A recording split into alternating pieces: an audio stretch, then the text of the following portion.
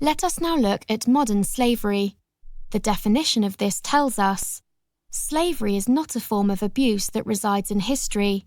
Modern slavery exists in the present day in one way or another in every country around the world and can affect people of all ages, gender and races. This form of abuse includes prostitution, both men and women, forced labour, human trafficking, generational debt, the marrying of young girls to older gentlemen. The Home Office estimates that there are 13,000 victims and survivors of modern slavery and survivors. Shockingly, 55% of these are female and 35% of all victims are trafficked for sexual exploitation. Human trafficking is often associated to modern slavery. It is the trade of humans, men, women and children, through transporting and concealing for the purpose of forced labour, sexual exploitation and commercial exploitation. It can also be for forced marriage and forced organ removal for the extraction of organs or tissues. 42% of all trafficking, prostitution and child abuse is for sexual exploitation, 20% of which are children.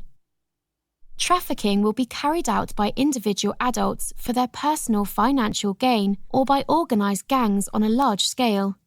This is often achieved in the sexual exploitation of vulnerable adults and then sold on for further financial gain. The indicators are closely associated with those of modern slavery. Physical indicators can be malnourished, dishevelled appearance, reserved; old, neglected wounds and injuries, with vulnerable adult being vague, having no recollection of how they happened; inappropriate clothing for work being undertaken; unable to respond to direct questions, often looking for someone else to speak on their behalf. For those able to communicate, they appear to be controlled, nervous, quiet. Communication, in English, is limited, if at all. Fearful of speaking with authorities. Owns very few personal possessions. Seldom interacts with others in the community they are living and working within. Unable to show or account for their legal documents, passport, driving licence, national insurance identification, etc., or documents that are provided are fake. Environmental indicators of living conditions of vulnerable adults can be security cameras installed around the property.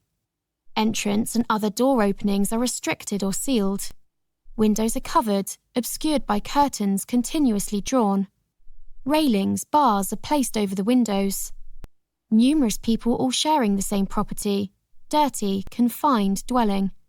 Property in need of urgent repair.